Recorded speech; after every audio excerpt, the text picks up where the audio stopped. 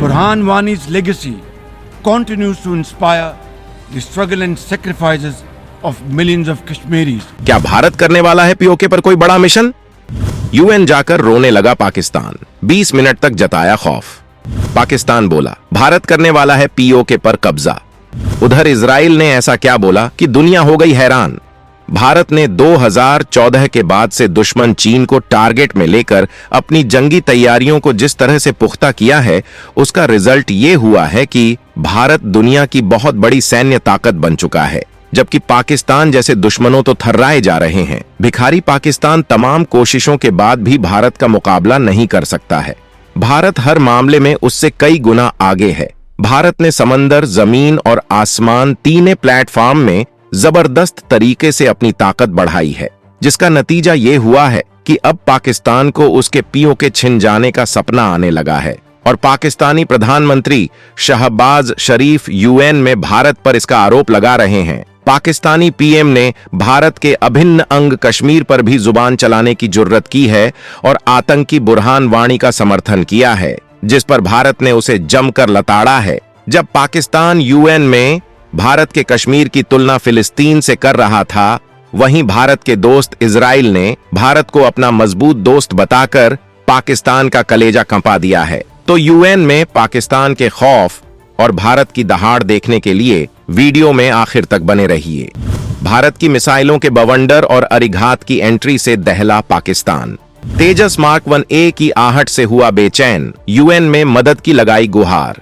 भारत लगातार अपनी मिसाइल क्षमताओं में इजाफा कर रहा है। हालत यह है कि भारत अब हाइपरसोनिक मिसाइलें बना रहा है, जबकि भारत हर तरह के हवाई हमलों को तबाह करने के लिए ताबड़तोड़ तैयारियां कर रहा है। हाल में ही भारत ने अपनी दूसरी परमाणु सबमरीन अरिघात को समंदर में लॉन्च किया है, जिसके बाद भारत समंदर में बेहद मजबूत हो चुका है। परमाणु सबमरीन दुनिया की बेहद डिफिकल्ट तकनीक मानी जाती है, लेकिन भारत आज इसमें भी महारत हासिल कर चुका है।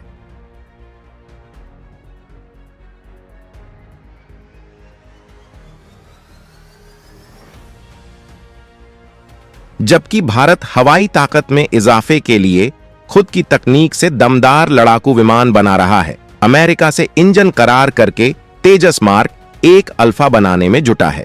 वहीं अमेरिका, फ्रांस और रूस से धड़ाधड़ डील करता जा रहा है। भारत अपने सुखोई विमानों को भी अत्याधुनिक बवंडर बनाने में जुटा है।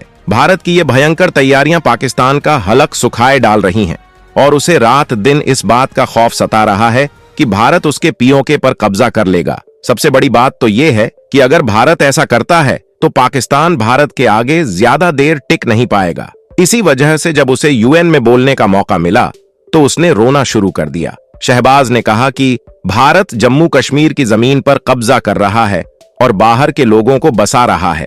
जम्मू कश्मीर में भारत बहुसंख्यक मुसलमानों को अल्पसंख्यक में बदल रहा है। फिलिस्तीन के लोगों की तरह जम्मू और कश्मीर के लोगों ने भी सेल्फ डिटर्मिनेशन के लिए संघर्ष किया है। शांति की तरफ बढ़ने की जगह भारत ने जम्मू कश्मीर पर सुरक्षा परिषद के प्रस्ताव को लागू नहीं किया है।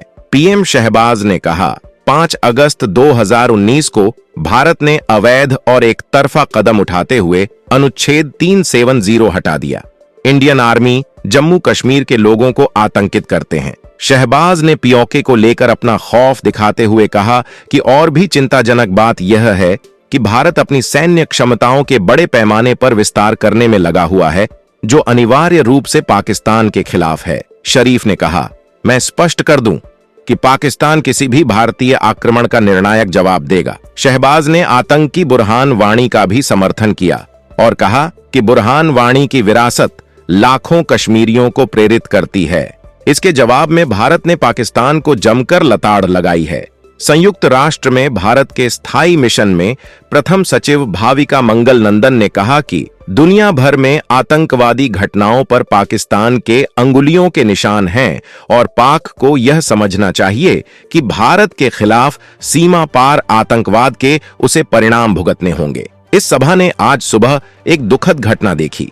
आतंकवाद, नशीले पदार्थों के व्यापार और अंतर्राष्ट्रीय अपराध के लिए वैश्विक प्रतिष्ठा वाले सेना द्वारा संचालित देश ने दुनिया के सबसे बड़े लोकतंत्र पर हमला करने का दुस्साहस किया है।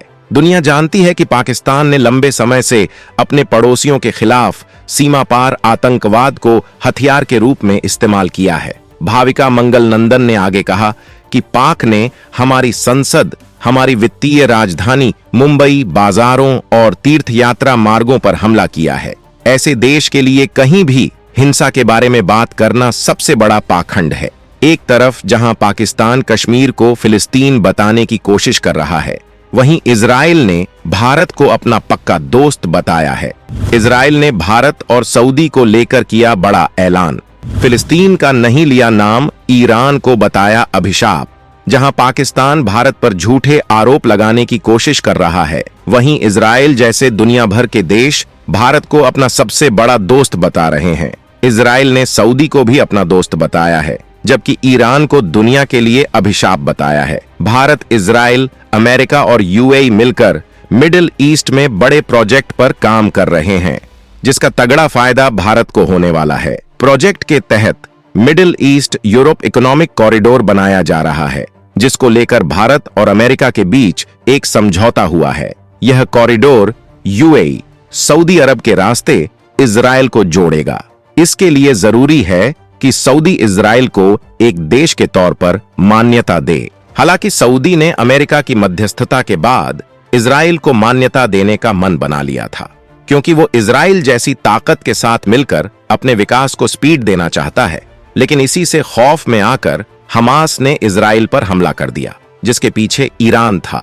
इसी वजह से इजरायली पीएम नेतन्याहू ने संयुक्त राष्ट्र में ईरान को दुनिया के लिए अभिशाप बताया है। उन्होंने कहा कि ईरान हिजबुल्लाह को लेबनान में, गाजा में हमास और यमन में हूतियों को आर्थिक और सैन्य मदद दे रहा है। संयुक्त राष्ट्र महासभा में इजरायली पीएम अपने साथ 2 नक्शे लेकर आए थे। नेतन्याहू के दाहिने हाथ में लिए मिडिल ईस्ट के एक नक्शे में ईरान, इराक, सीरिया और यमन को काले रंग में दिखाया गया था और इसे अभिशाप बताया गया था, जबकि नेतन्याहू के बाएं हाथ में एक और नक्शा था, जिसमें मिस्र, सूडान, सऊदी अरब और यहां तक कि भारत को भी हरे रंग में दिखाया गया था।